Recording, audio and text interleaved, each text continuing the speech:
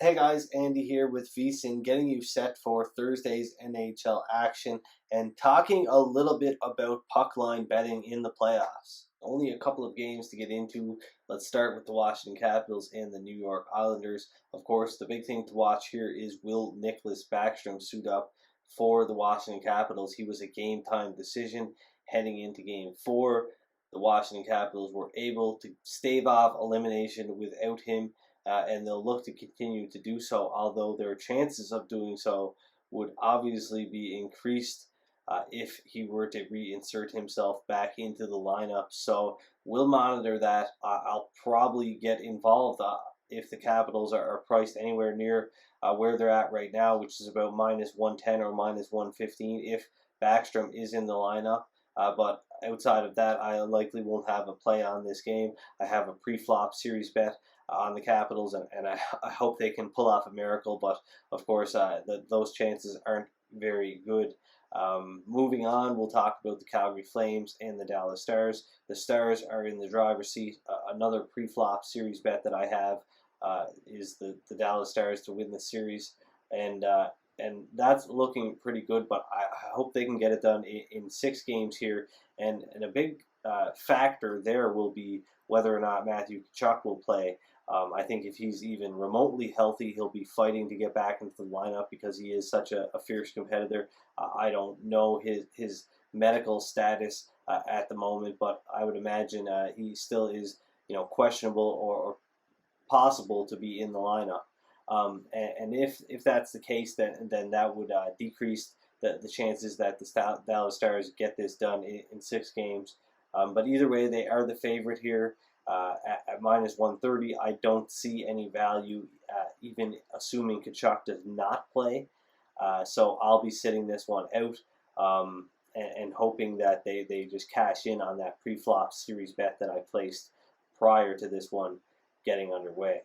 The big thing I want to talk about today is puck line betting and avoiding doing it for the wrong reasons. A lot of novice hockey bettors head into the sports book or log into their mobile app and they look at the money line odds. Take the Colorado Avalanche, for example. They might have seen the Avalanche as a minus 200 favorite and opted to take them on the puck line.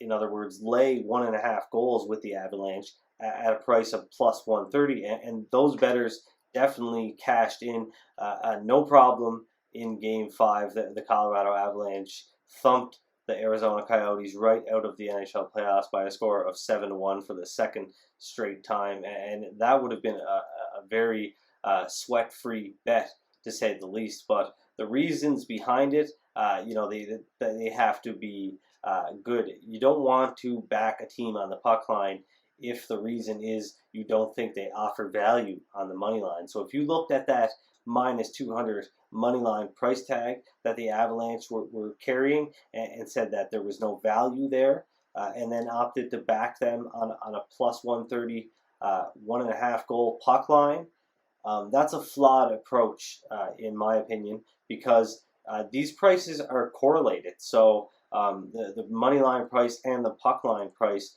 move in lockstep, and they're very much correlated. So you only want to back a team on the puck line if they are offering value across both markets, really, because like I said, they are correlated. Of course, there is the possibility that you could do some math and find out that there was an error in the sports books calculation. But just as a general rule of thumb, you should only back a team on the puck line if you feel they should be a bigger favorite than they are.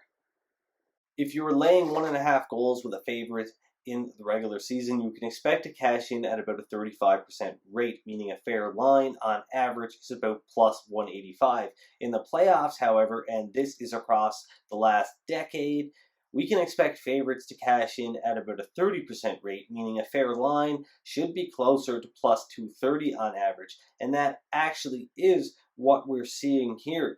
Favorites have cashed in on the puck line in the 2020 playoffs at around a 30% rate. However, the average prices are similar to that of what we would expect to see in the regular season, about 35% or plus 185. So bettors are not really receiving fair value when it comes to puck line prices in these 2020 playoffs.